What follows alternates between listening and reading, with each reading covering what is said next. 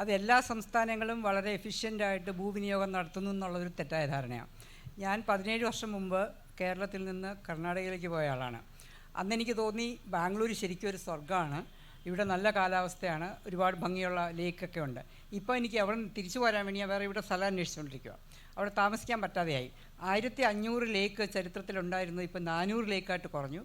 അത് ഏതാണ്ടെല്ലാം പൊല്യൂട്ടഡ് ലേക്കാണ്. അപ്പോൾ അത് ശരിയല്ല. സത്യത്തിൽ അവിടെ നിന്ന് കേരളത്തിൽ വരുമ്പോൾ ഇവിടുത്തെ പച്ചപ്പും ഇവിടുത്തെ ഇതെല്ലാം കാണുമ്പോൾ എനിക്ക് ഭയങ്കര ഒരു മനസ്സിന് തന്നെ കുളിർമയാണ്. സത്യത്തിൽ ഞാൻ തിരിച്ചിങ്ങനെ വരാൻ ആഗ്രഹിക്കുന്ന ഒരാളാണ്. അപ്പോൾ മന്ത്രി പറഞ്ഞതുപോലെ ഈ സ്ഥലപരിമിതിയാണ് ഒന്ന്. പിന്നെ നമുക്ക് ചെയ്യാനുള്ളൊരു കാര്യം വളരെ ക്ലെവറായിട്ട് നമ്മുടെ ലാൻഡ് യൂസ് ചെയ്യുക എന്നുള്ളതാണ്. Cleverly use it. അപ്പോൾ ഈ ചൈനയിലൊക്കെ ഒത്തിരി അങ്ങനെയുള്ള കാര്യങ്ങളൊക്കെ നടക്കുന്നുണ്ട്. അവർ ചെയ്യുന്ന ഒരു ടെക്നിക്ക് എന്താണെന്ന് വെച്ചാൽ സ്പഞ്ച് സിറ്റി എന്ന് പറഞ്ഞിട്ടുള്ളൊരു കൺസെപ്റ്റ് ഉണ്ട്. അപ്പോൾ അത് അവർ ഈ ഭൂമിയുടെ അടിയിൽ ഇപ്പോൾ പ്ലേ ഗ്രൗണ്ടോ അല്ലെങ്കിൽ ഫ്രീ ആയിട്ട് കിടക്കുന്ന ഏതെങ്കിലും ഒരു സ്ഥലം ഉണ്ടെങ്കിൽ അതിൻ്റെ അടിയിലെല്ലാം വെള്ളം പോകാനുള്ള ഒരു പാത്വേസ് കൊടുക്കുകയാണ് ചെയ്യുന്നത്. അപ്പോൾ പുറത്ത് അത്രയും സ്ഥലം വെള്ളത്തിൻ്റെ പാത്വേസ് ആയിട്ട് വളരെ എൻജിനീയറിംഗ് ആണ്, ഒരു ഹൈഡ്രോളജിക് എൻജിനീയറിംഗ് ആണത്. അങ്ങനെയുള്ള സാധ്യതകൾ കൂടെ ചെറിയ സ്ഥല പരിമിതി ആണെങ്കിലും നമുക്കത് ചെയ്യാം. അപ്പോൾ ഈ ന്യൂ ടെക്നോളജീസ് നമ്മൾ ഉപയോഗിക്കണം.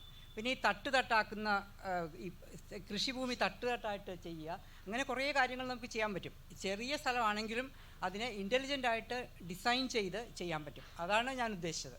സ്ഥലം നമുക്ക് കൂട്ടാൻ പറ്റില്ലല്ലോ.